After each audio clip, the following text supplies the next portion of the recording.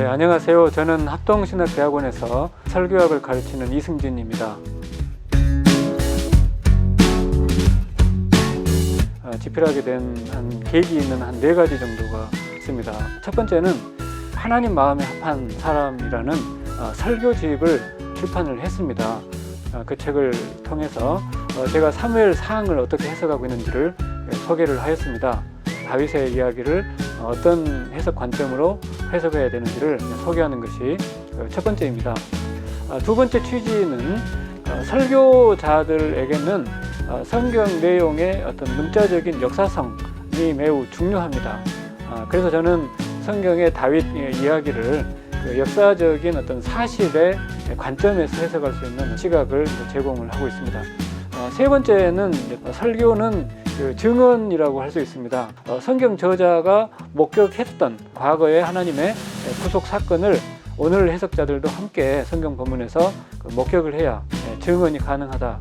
이것을 공교롭게도 월터 브루크만은 성경의 내용을 이제 이스라엘의 어떤 법정적인 증언의 관점에서 그렇게 해석할 것을 이제 안내를 했습니다. 그런데 본인은 법정적인 증언이라고 하는 이 관점 배후에 어떤 역사적인 사건이 선행하고 있다고 하는 것을 좀 놓치는 부분이 있어서 제가 한편으로는 브루크만을 비판하고 또 한편으로는 브루크만의 법정적인 증언의 시각을 되살려서 다윗의 이야기를 해석을 했습니다. 마지막 네 번째는 다윗은 오늘날 우리에게 그리스도의 모형인가 아니면 그 성도의 모형인가, 이 두 가지 해석이 나뉩니다. 저는 그 두 가지를 통합을 해서 다윗은 1차적으로 오실 메시아를 간절히 기대를 했습니다. 두 번째로 그런 의미에서 다윗의 인생은 긍정적인 차원에서는 오실 그 메시아 예수 그리스도께서 앞으로 하나님 나라의 진정한 왕이요 선지자요 제사장으로 하실 일을 예표하고 있습니다. 오늘 우리 성도들은 예수 그리스도의 발자취를 뒤따라가는 그런 삶으로 초청을 받고 있다 하는 것을 좀 더 강조하고자 했습니다.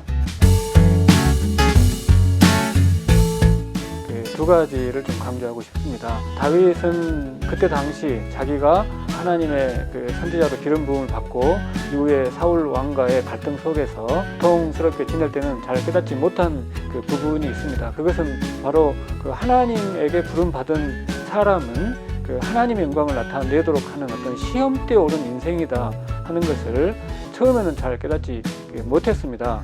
그러다가 하나님의 절대 주권을 변호하는 인생으로 살아가는 것을 깨닫지. 어떻게 깨닫습니까?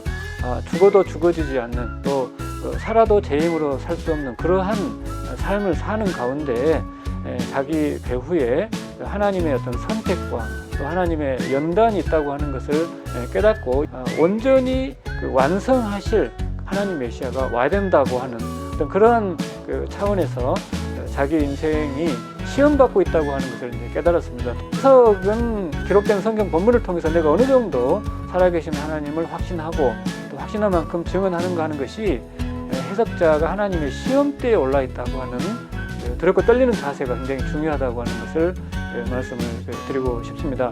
두 번째는 다윗의 인생은 거대한 우주적인 하나님 나라의 언약의 법정에 와 있습니다. 하나님의 보호자로부터 선포된 말씀이 성도가 살아가는 그 시대, 하나님의 발등상 속에서 100% 완전하게 실현되기를 작정을 하시는데, 그런 성취의 여부가 누구에게 내맡겨졌는가?